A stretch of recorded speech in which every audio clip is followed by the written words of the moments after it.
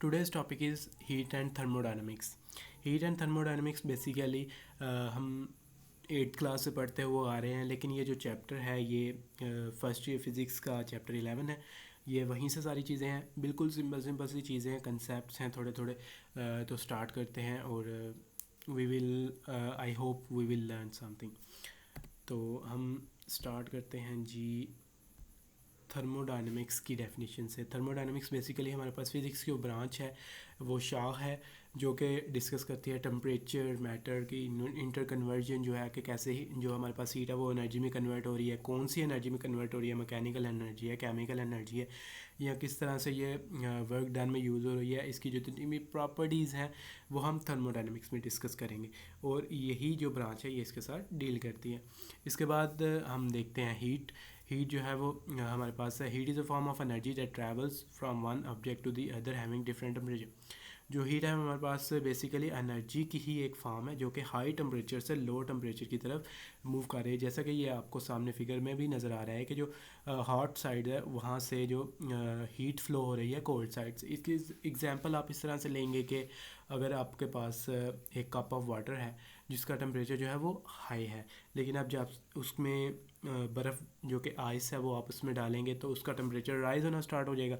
जब वो जो है बर्फ़ भी पिघल जाएगी और उनका जो टेम्परेचर वो बिल्कुल सेम हो जाएगा, तो हम कह देंगे कि ये जो सिस्टम है दोनों इक्विलिब्रियम में आ गए हैं। इसकी एग्जांपल आप इस तरह से भी ले सकते हैं। अगर आप एक लोहे का रॉड लें, उसको एक साइड से आप हीट करें तो जो है आहिस्ता आहिस्ता वो हीट जो है वो पूरे रॉड में जो है वो फैल जाती है और उनका जो टेम्परेचर है वो सेम हो जाता है। जो हीट और टेम्परेचर की हम बात कर रहे हैं, ये अगर आप अपने इन्वायरमेंट में हम नज़र दौड़ाएं तो these are the most important aspects of our environment जो कि हमारी लाइफ को बहुत ज़्यादा इम्पेक्ट करते हैं या इफ़ेक्ट करते हैं। कि आप टेम्परेचर के लिहाज से हमारा जो लिविंग स्टाइल है वो चेंज हो जाता है। जैसे ही जो टेम्परेचर जो है वो लो जो कि जो है माइनस में या अराउंड अबाउट ज़ीरो की तरफ जाता है, तो हमारे जो फूड है वो चेंज हो जाता है, हम पानी कम पीना स्टार्ट कर देते हैं, हमारा जो हमारे जो कपड़े हैं वो वूल वगैरह इस तरह की हम चीज़ें पहनना स्टार्ट कर देते हैं अपने आप को ठंड से बचाने के लिए, ताकि हमें कोल्ड ना हो जाए।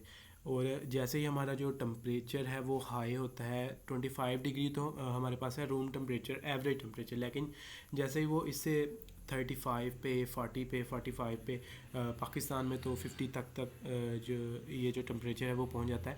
तो उन जो उस जो है हमारे पास उस पॉइंट पे जाके जो है हम हमारी जो लिविंग स्टाइल वो चेंज हो जाता है। हम पानी ज़्यादा पीना शुरू कर देते हैं ताकि हमारा जो वाटर लेवल है बॉडी का वो मेंटेन रहे, जो कि 71% जो हमारे पास बॉडी होती है वहाँ पे पानी होता है अराउंड अबाउट 70%।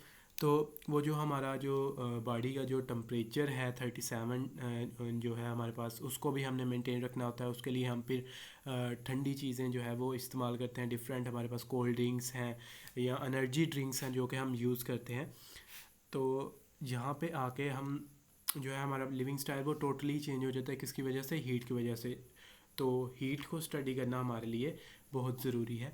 तो अगर ये चीज़ें क्लियर हैं तो हम नेक्स्ट मूव करते हैं जो है इंटरनल एनर्जी। नेक्स्ट है हमारे पास internal energy is the sum of all the molecular energy. Molecular energy हमारे पास सिस्टम की काइनेटिक एनर्जी है, हमारे पास पोटेंशियल एनर्जी है, और जो है हमारे पास अगर पार्टिकल्स मूव कर रहे हैं तो मोशनल एनर्जी भी वहाँ उसकी यूज़ होगी। तो इंटरनल एनर्जी इन सब का हमारे पास सम होता है। तो जो हमारे पास अगर गैस हम इंटरनल जो है वो इंटरनल एनर्जी ले लें एक आइडियल गैस की, तो आइडियल गैस जो है उसके जो हमारे पास पार्टिकल्स होते हैं वो पॉइंट पार्टिकल्स होते हैं जो कि एक दूसरे के साथ इंटरेक्ट नहीं करते, कोलाइड नहीं करते। तो इमोशनल एनर्जी तो यहाँ पे वैसे ही कैंसिल हो गई और पोजीशन जो है वो भी एक जगह पे मेंटेन्ड है। तो हमारे पास पोटेंशियल एनर्जी भी नहीं होगी। तो हम यहाँ पे कह देंगे कि जो आइडियल केस में हमारे पास इंटरनल एनर्जी आइडियल गैस की वो हमारे पास काइनेटिक एनर्जी ही होती है। और काइनेटिक एनर्जी जो है हमारे पास जो एवरेज काइनेटिक एनर्जी होती है वो हमारे पास टेम्परेचर के इक्वल होती है। तो हम यहाँ पे कह देंगे इंटरनल एनर्जी हमारे पास जो डिपेंड करती है वो टेम्परेचर पे डिपेंड करती है, कि जो हमारे पास इंटरनल एनर्जी हो गई डायरेक्टली प्रोपोर्शनल टू टेम्परेचर हो गई। इसके बाद हम देखते हैं कि वर्क हमारे पास इसमें दो कन्वेंशंस यूज़ होती हैं, एक work done by the system, एक work done on the system. हमारे पास जो work done on the system होता है वो हम हीट प्रोवाइड करते हैं तो वो हमारे पास नेगेटिव वर्क डन होता है, लेकिन जो हमारा जो सिस्टम खुद वर्क डन करेगा on depending upon its internal energy, तो वो जो वर्क डन हमारे पास होगा वो पॉजिटिव वर्क होगा। इसकी जो कन्वेंशन है वो आपको सामने ये फिगर में भी शो हो रही है कि जो इंटरनल एनर्जी है सिस्टम की, जब हमने उसको हीट प्रोवाइड की प्लस क्यू हमने प्रोवाइड की, तो जो वर्क डन है वो नीचे की तरफ माइनस क्यू हो गया। लेकिन जब हमने इंटरनल एनर्जी पे ही हमने वर्क किया है तो जो हमारे पास ऊपर की तरफ जो वर्क डन है वो हमारे पास पॉजिटिव वर्क डन आया है, और जो सिस्टम ने माइनस क्यू हीट जो है वो इवॉल्व की है, रिजेक्ट की है सिस्टम से, और ये हमारे पास नेगेटिव हीट होगी। Positive work done by the system और negative work done on the system when we provide the heat. और फॉर एग्जांपल अगर हमारे पास एक पिस्टन है, इसकी हम एग्जांपल इस तरह से लिखते हैं, एक हमारे पास बॉक्स है उसके ऊपर हमने पिस्टन लगाया हुआ, जैसे हम नीचे से उसको हीट प्रोवाइड करेंगे तो वो जो पिस्टन है उसके ऊपर प्रेशर बढ़ता जाएगा, वो लिक्विड के ऊपर प्रेशर बढ़ाता जाएगा, और उसका जो वॉल्यूम है वो या तो डिक्रीज़ होगा, जब हम प्रेशर इंक्रीज़ करेंगे तो ज़ाहिर बात है वॉल्यूम जो है वो डिक्रीज़ होगा अकॉर्डिंग टू बॉयज़ लॉ। तो यहाँ पे जो हमारे पास जो वॉल्यूम है वो चेंज हो गया, तो इसका जो फार्मूला हमारे पास work is equal to P, जो हमारे पास डेल्टा वी जो है आ गया, तो इसका ये फार्मूला हो गया work is equal to P delta V. इसके बाद हम नेक्स्ट मूव करते हैं लॉज ऑफ थर्मोडायनेमिक्स। इस अगर हमने बेसिक्स पहले कवर कर लिए हैं तो इसके बाद हम लॉज ऑफ थर्मोडायनेमिक्स डिस्कस करेंगे। लॉज ऑफ थर्मोडायनेमिक्स बेसिकली हमारे पास 3 लॉज हैं, और 3 लॉज में जो हमारे पास चीज़ें हैं वो यही यूज़ होंगी जो हमने पहले डिस्कस की हैं। तो जो पहला लॉ है वो जीरोथ लॉ ऑफ थर्मोडायनेमिक्स, दूसरा फर्स्ट लॉ ऑफ थर्मोडायनेमिक्स, और तीसरा जो है वो सेकंड लॉ ऑफ थर्मोडायनेमिक्स। तो पहले हम जीरोथ लॉ ऑफ थर्मोडायनेमिक्स को डिस्कस करते हैं। Zeroth law of thermodynamics states that if two thermodynamic states are in each equilibrium thermal equilibrium with the third one, then they are in thermal equilibrium with each other। ये इसकी example इस तरह से है कि ए system है वो सी के साथ इक्विलिब्रियम में है, बी सिस्टम जो है वो सी के साथ इक्विलिब्रियम में है। तो हम यहाँ से कह दें कि जो ए और बी हैं वो एक दूसरे के साथ इक्विलिब्रियम में, ये यहाँ पे फिगर में भी शो करवाया है कि ए जो है वो सी के साथ इक्विलिब्रियम में है, ए जो है वो बी के साथ इक्विलिब्रियम में है। तो हम ये कह दें कि ए और बी भी जो है इक्वल हो गए, इंटर इक्वालिटी इनमें आ गई कि तीनों हम एक दूसरे के इक्वल हो गए। तो यहाँ से ये इसको जो है वो डिफ़ाइन हो जाता है, ये जीरोथ लॉ ऑफ थर्मोडायनेमिक्स है। इसके बाद फर्स्ट लॉ ऑफ थर्मोडायनेमिक्स हम एक्सप्लेन करेंगे। First law of thermodynamics explain करता है कि क्या होता है जब हम हीट को प्रोवाइड करते हैं। When Q heat is added to the system, this energy appears as an increase in the internal energy stored in the system plus the work done by the system on the surroundings। कि हमने जो है heat Q हमने system को provide की तो उसकी जो इंटरनल एनर्जी है वो डेल्टा यू चेंज हो गई, और जो वर्क डन है वो नेगेटिव वर्क डन होगा क्योंकि हमने हीट प्रोवाइड की है। और ये ही जो हमारे पास first law of thermodynamics explain करता है कि जो हमने हीट प्रोवाइड करेंगे इंटरनल एनर्जी जो है वो चेंज होगी और वर्क डन होगा, और जो रेजिडुअल एनर्जी जो है हीट होगी वो बाहर जो है सिस्टम से निकल जाएगी। इसकी जो एग्जांपल है वो ह्यूमन मेटाबॉलिज्म है। जो हम ह्यूमन बीइंग्स हैं उनको वर्क डन करने के लिए एनर्जी की ज़रूरत होती है। एनर्जी हम फूड से लेते हैं, जैसे ही हमें कोई हम फूड लेते हैं वो केमिकल एनर्जी में कन्वर्ट होती है, उस केमिकल एनर्जी को हम यूज़ करते हुए डिफरेंट वर्क्स करते हैं, हम चलते हैं, खाना खाते हैं, हम सोते हैं।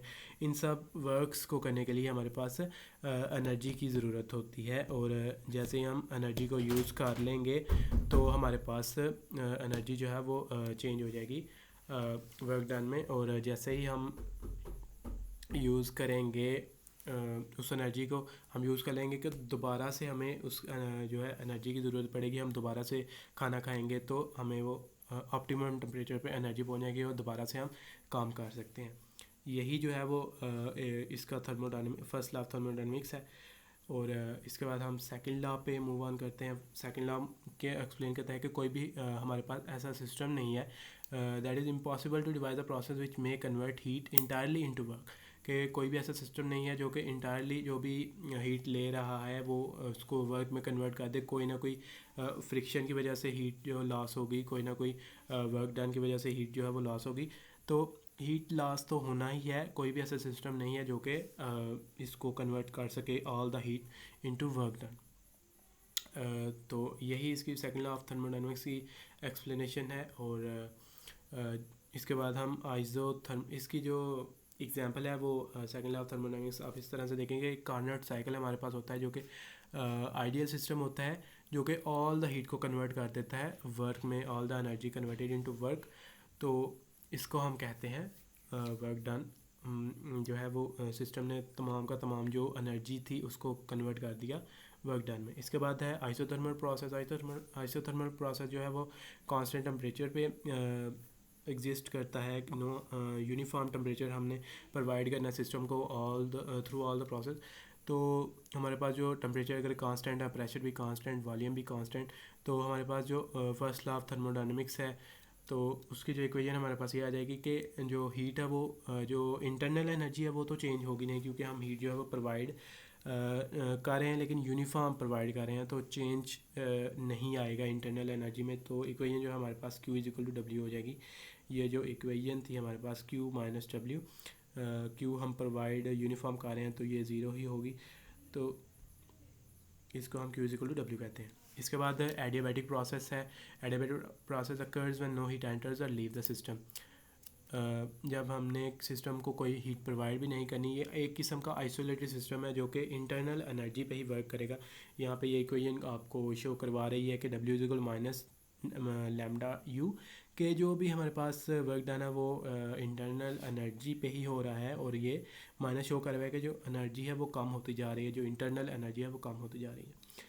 इसके बाद है रिवर्सिबल प्रोसेस और इरिवर्सिबल प्रोसेस। रिवर्सिबल प्रोसेस हमारे पास वो प्रोसेस होता है जिसके हम प्रोडक्ट्स को यूज़ कर सकते हैं in again in the cycle, in other word it can be repeated. इस जो कि इसके जो प्रोडक्ट्स हैं उसको हम दोबारा से यूज़ में ला सकते हैं। इसकी एग्जांपल है वाटर फ्रीजिंग। हम वाटर को जो आइस में कन्वर्ट करेंगे, उसको दोबारा से हीट प्रोवाइड करेंगे तो वो लिक्विड में कन्वर्ट हो जाएगा। लिक्विड को हम दोबारा आइस में रेफ्रिजरेटर में या लो टेम्परेचर पर रखेंगे तो दोबारा वो फ्रीज़ हो जाएगा। ये जो है हमारे पास एक कंप्लीट प्रोसेस, जो अमाउंट है वो कम होती जाएगी, ज़ाहिर बात है, लेकिन ये रिपीटेबल है प्रोसेस। इरिवर्सिबल प्रोसेस जो है हमारे पास is not repeatable. Irreversible process जो है वो हमारे पास जो भी प्रोसेस होगा उसके प्रोडक्ट्स जो होंगे वो उनको हम दोबारा यूज़ नहीं कर सकते। ये हमारे पास इसकी जो एग्जांपल है बॉम्ब एक्सप्लोजन की है कि बॉम्ब जो है हमारे पास एक बॉक्स में होता है, हमारे पास कंडेंस्ड फॉर्म में पड़ा होता है, लेकिन जब उनको उसको हम फेंकते हैं या कहीं पे एक्सप्लोड करवाते हैं, उसको इग्नाइट करवाते हैं, उसके बाद वो जब फटता है तो हम दोबारा उसके जो तिनके हैं उनको दोबारा नहीं जोड़ सकते और दोबारा से यूज़ नहीं हो सकता। ये इसकी एग्जांपल है इरिवर्सिबल प्रोसेस की। इसके बाद इस इंजन्स हैं। पहला जो है वो पेट्रोल इंजन है। इसकी वर्किंग आपको सामने जो है वो ये फिगर में शो हो रही है, जो कि 4 प्रोसेसेस हैं, इसमें स्ट्रोक हैं 4, जो कि पहला इनटेक है, फिर उसको कंप्रेस करना है, फिर पावर है, एग्जॉस्ट है। पहले इनटेक में हम एयर और जो हमारे पास फ्यूल है हमारा डीजल जो है पेट्रोल है उसको हम लेंगे इनटू द सिलेंडर, ये हमारे पास इनटेक होगी। फिर हम उसको मिक्स करेंगे। उस मिक्सचर को जब हम जो है वो इग्नाइट करेंगे, कंप्रेस करेंगे, इग्नाइट करेंगे पावर स्ट्रोक में जाकर, तो वो जो है उसकी वजह से ये जो पिस्टन है वो मूव करना स्टार्ट कर देता है। वो जो पिस्टन है वो क्रैंकशाफ्ट को मूव करवाएगा और इस तरह से हमारे जो व्हील हैं वो मूव करना स्टार्ट कर देंगे। इसके बाद चौथा जो स्टेप होगा कि जो इसके बाद हमारे पास एनर्जी रह गई उसको हम आउटसाइड द सिस्टम एग्जॉस्ट कर देंगे एग्जॉस्ट के ज़रिए। तो ये हमारे पास जो इंजन था पेट्रोल इंजन, इसकी जो एफिशिएंसी है 25 to 30%, जो कि बहुत ही लो है। हम इनको कार में और मोटर बाइक में यूज़ कर सकते हैं, लेकिन इसका जो वर्क है वो लो हमारे पास जो गाड़ियाँ होती हैं उनमें होता है, जिनको ज़्यादा पावर की ज़रूरत नहीं होती। हाई पावर के लिए हम डीजल इंजन यूज़ करते हैं, जो कि नेक्स्ट है।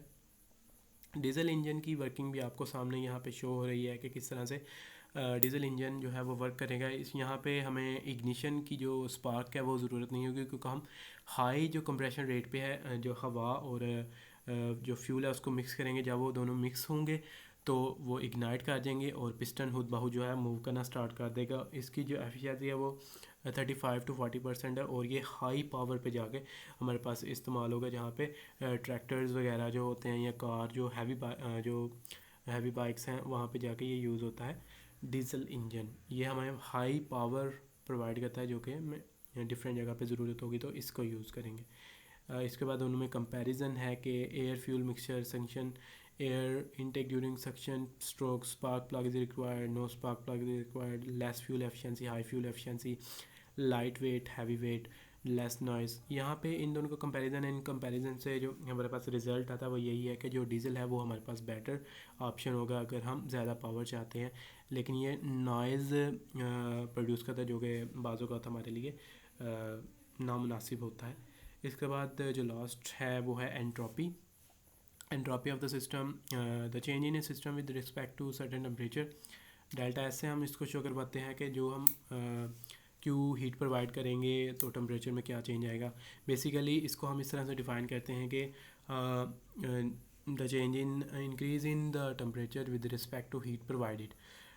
जो हमारे पास इसको हम इस तरह से भी डिफ़ाइन कर सकते हैं, it is the order disorderness of the system, के हमारे पास जो सिस्टम है वो उसमें चेंज आ रही है, जिस सिस्टम है वो इक्विलिब्रियम में नहीं है, सिस्टम की जो हीट है वो चेंज या इंक्रीज़ या डिक्रीज़ हो रही है। इसको हम डिसऑर्डरनेस एंट्रोपी को कहते हैं और इसका फार्मूला है Q/T। This was today's lecture, thank you and I hope you will learn something from this.